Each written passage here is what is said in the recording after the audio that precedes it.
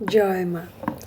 आज मैं माँ शारदा के जीवन के उस पहलू पर थोड़ा चर्चा करना चाहती हूँ कि रामकृष्ण के जीवोद्धार का कार्य क्या वे अकेले नहीं कर सकते थे? वे तो अवतार थे। उनका जन्म तो इसी काम के लिए हुआ था। इसमें श्री शारदा माँ को लाने की क्या आवश्यकता थी? इसके 3 मुख्य कारण थे।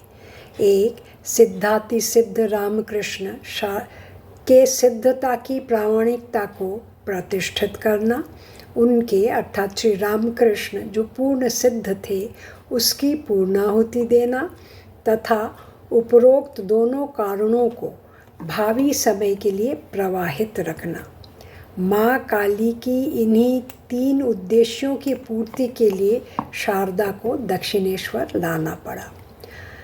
अब प्रश्न उठता है, शारदा देवी आपात दृष्टि से हमें एक साधारण ग्रामीण कन्या तथा पतिव्रता स्त्री के रूप में ही दिखाई देती रही, फिर उन्हें इससे अलग कैसे सोचे, क्यों सोचे? परंतु बीच बीच में श्री रामकृष्ण के कहे कुछ वाक्यों को अगर याद करें तो हमारी क्षुद्र बुद्धि से भी माँ के हाथों से मेरा माथा सहलाती रही। इतना आरामदायक स्पर्श, मेरा बुखार उतरने लगा। मैंने उससे पूछा, तुम कहाँ से आई हो? इस पर उसने कहा, मैं दक्षिणेश्वर से आई हूँ। सुन के मैं आश्चर्यचकित हो गई। मैंने कहा, तुम दक्षिणेश्वर से आई हो? और मैं वहीं जाने के लिए चली थी कि उनसे मिल पाऊँ, उनकी सेवा कर सकूँ, पर मेरे भाग्य में यह नहीं है।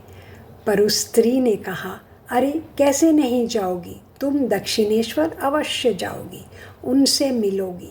तुम्हारे लिए ही तो मैंने उन्हें वहाँ रखा हुआ है। मैंने पूछा, तुम मेरी कौन लगती हो? उन्होंने कहा, मैं तुम्हारी बहन लगती हूँ। यहाँ तक सुनने में पता नहीं लगता कि ये कौन थी, पर उन्होंने कहा था, उस काली सुंदर स्त्री ने कहा था, मैं दक्षिणेश्वर से आई हूँ, मैं तुम्हारी बहन हूँ। दक्षिणेश्वर से वो काली लड़की कौन थी, ये क्या हमें सोचने में ज़्यादा तकलीफ़ होती है? जो रामकृष्ण को अपने पास जिन्होंने रखा हुआ था। जय माँ। आज के लिए इतना ही। जय माँ।